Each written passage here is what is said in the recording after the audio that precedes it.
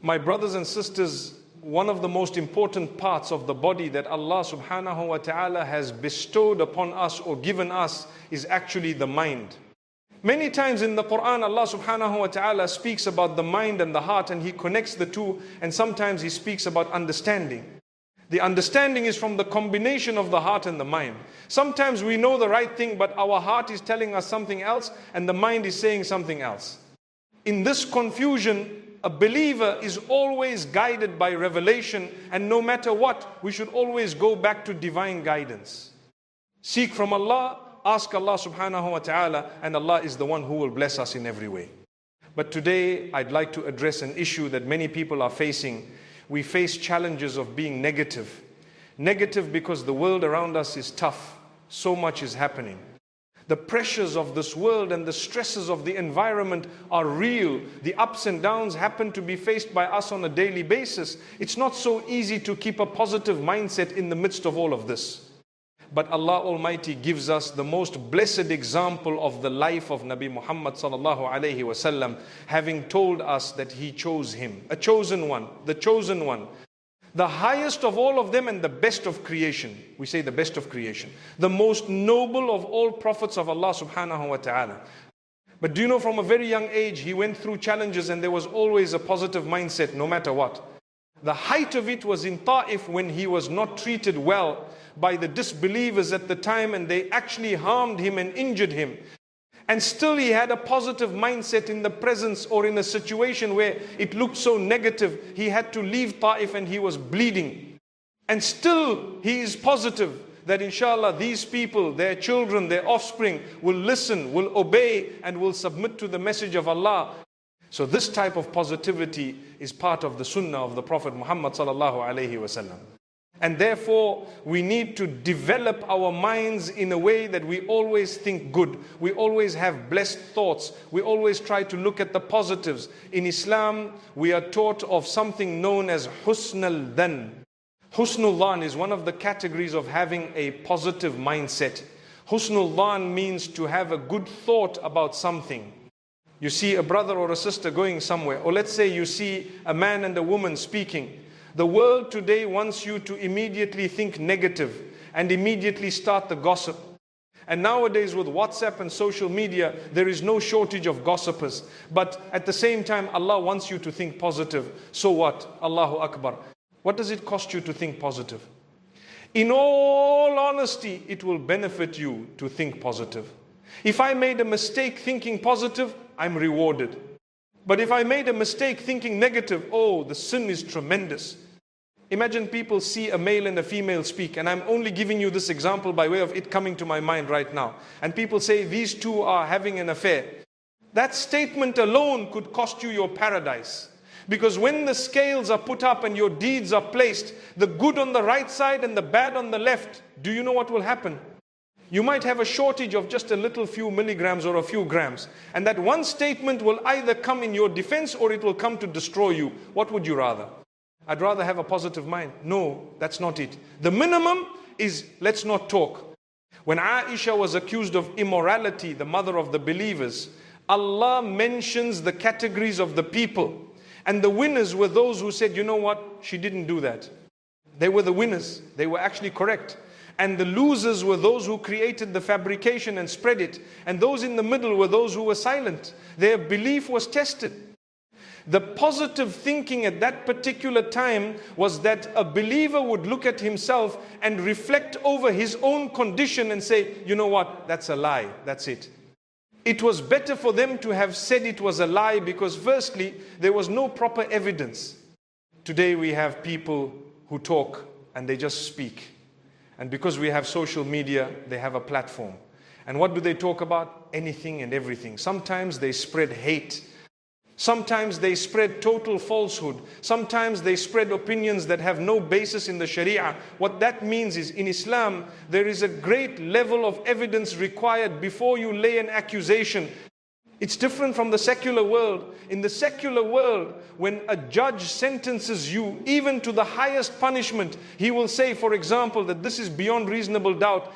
In Islam, if there is doubt, you cannot issue the highest level of punishment. It has to come down, because there is something known as a shubha. Shubha meaning there is a slight bit of a doubt. So this is the difference. In Islam, when there is no doubt, you can open your mouth and you can talk. When there is a doubt, you give the benefit of it, come what may. So this is the teaching of the beautiful faith of Islam. We need to think good thoughts of one another. We need to be positive. Someone sees, I give you one silly example that's come to my mind. Say I buy a vehicle, a beautiful car, and mashallah, I drove down the street, and the next thing is, I notice another guy with the exact car, and it's the latest vehicle. Instead of me thinking, this guy's copying me, this guy's after me, and so I need to say, mashallah, look, it's such a beautiful car. There's another guy who thought about it. This is positive thinking and negative thinking. If you're going to think negative, you know what's going to happen? You're going to destroy the fabric of society. It's going to be very tough to live in the community because everyone's negative. And this is why if you are struggling in any way with your thoughts, you need to make sure that you surround yourself by positive thinkers. The minute you surround yourselves by people who whinge and whine and complain, even what is not a problem becomes a problem. They say it's so expensive, we can't manage, life is tough. You know, the lights go for 4 hours every day. How can we survive, brother? The country neighboring probably might be worse, or somewhere else will have bigger problems. At least we have something we can manage. Don't you have solar? Don't you have a generator? Don't you have a bit of this and a bit of that? Subhanallah. So why don't we look at the positives instead of the negatives? People say, you know what, my salary is less. What about those who don't have a job? You follow? People come and they say, you know, I can't afford things anymore. Rather than saying, I've had to adjust my life in order to be able to live with the income I have. We have a habit nowadays. Everyone wants to, mashallah, eat out. And eating out is neither a good thing nor a bad thing. It's up to you, your affordability. As long as the place is halal, things are okay. There is permissibility. I'm not going to encourage or discourage. But what I am going to say, does it fit your pocket? That's what it is. Because people want to go and have whatever they want and develop habits that they cannot afford. And then they complain about not being sustained by Allah.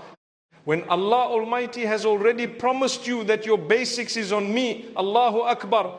وَمَا مِن دَبَّةٍ فِي الْأَرْضِ إِلَّا عَلَى اللَّهِ رِزْقُهَا.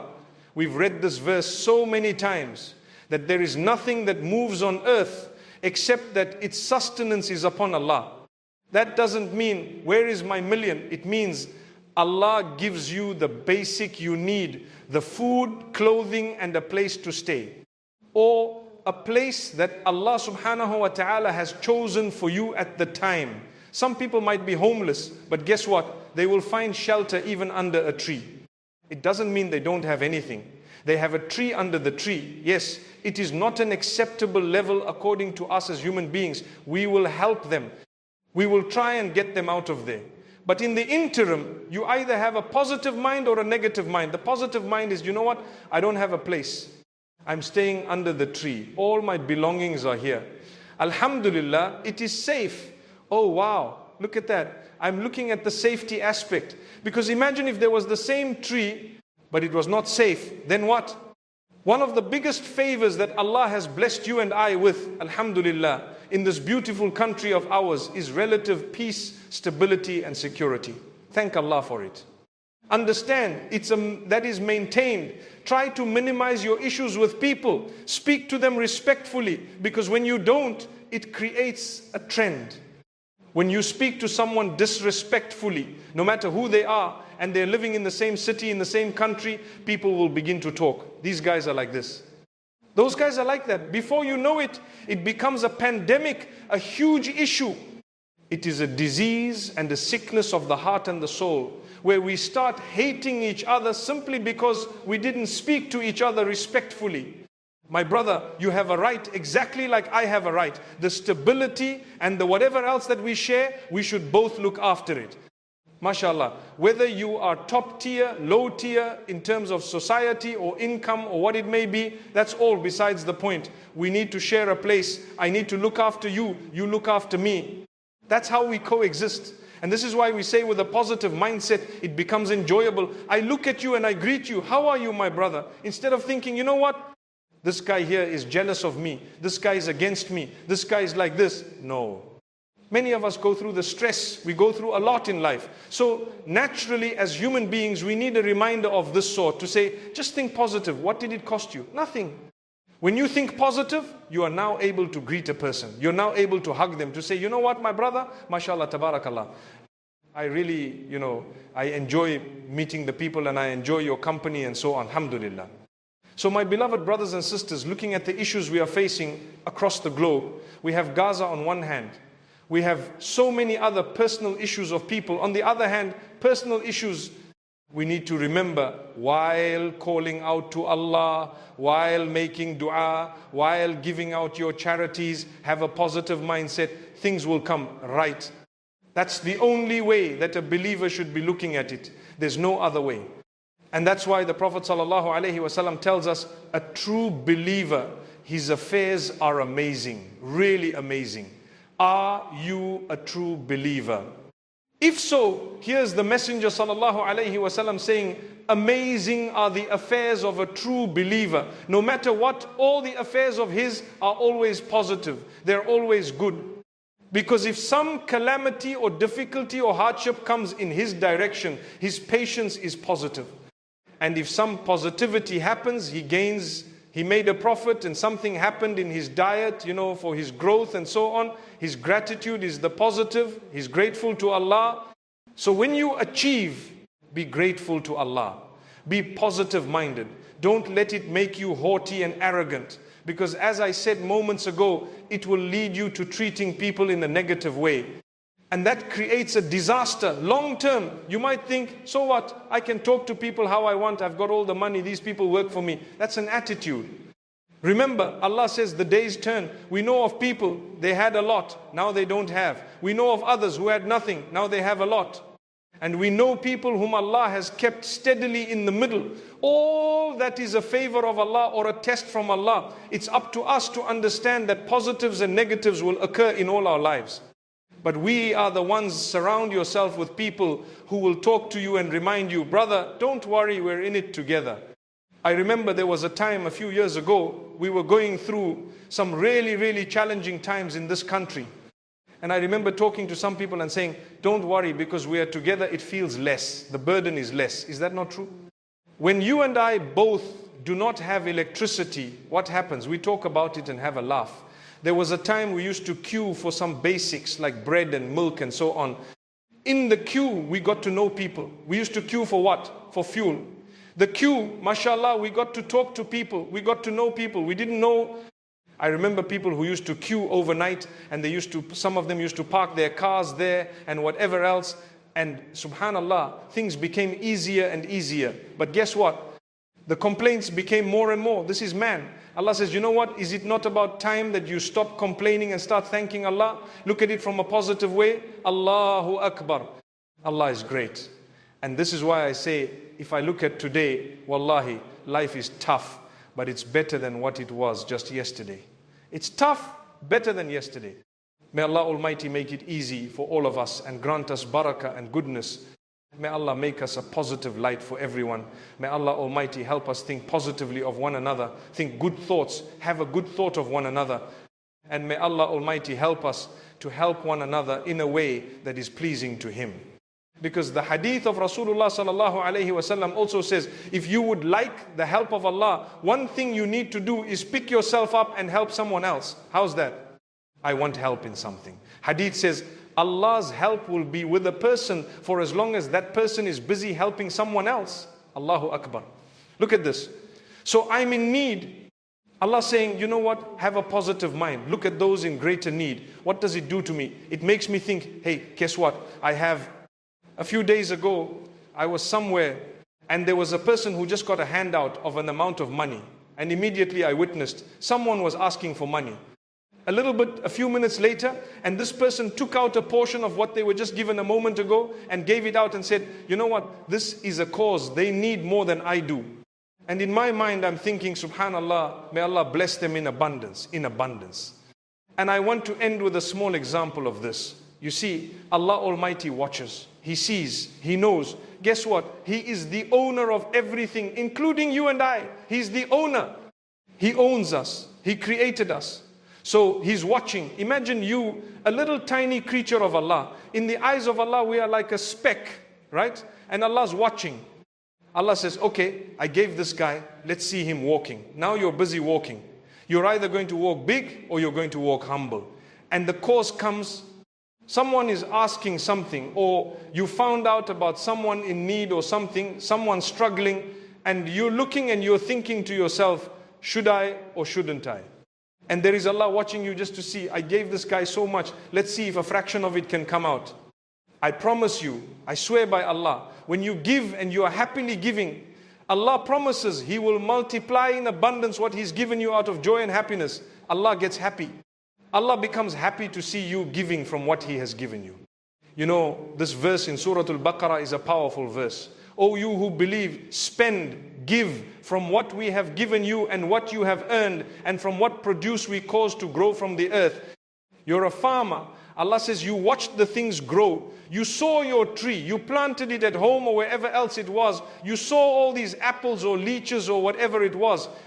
And when you collected the sacks, you didn't just keep them for yourself and to sell, but there was a portion of it you gave away to your friends. Many of us give it away because it's too much for us at home. Have you given it away with the intention to say, I love these, here goes, I'm going to give this one and this one, Allah's watching. Allah says, you know what? Don't ever give something that you yourself know is not fit for human consumption. Beautiful verses that Allah is telling us, would you have taken something like this? No, you wouldn't have. Well, then don't give it to someone else. May Allah make it easy. That doesn't mean that you shouldn't give away your old clothes because someone says, look, these are my old clothes. But if they're tatty and torn and they have holes and they're not fit for a human being, in that case, you don't give them. And if really you feel there is someone who might take them, make it clear. Look, I don't think this is fit to give people. But in case you want to use this for something, you may take it. Recycling, whatever it may be. But the point I'm raising is, look, when we give and Allah is watching us give, He becomes happy and He will give us more and more. Just like if you have a son or a daughter who's a little 3-year-old and you gave them $10 and then they witnessed someone collecting money for Gaza, for example, and they say, Dad, can I give 2 of my $10? What will you do? You say, you know what? Give the 2. And you want to give them another 20 because you know that this child is giving in the right direction. Allah Almighty's example is greater. May Allah Almighty help us to help one another, like I said earlier. And may Allah help us not just to develop a positive mindset, but to be around those who are, and to be positive for those who are around us.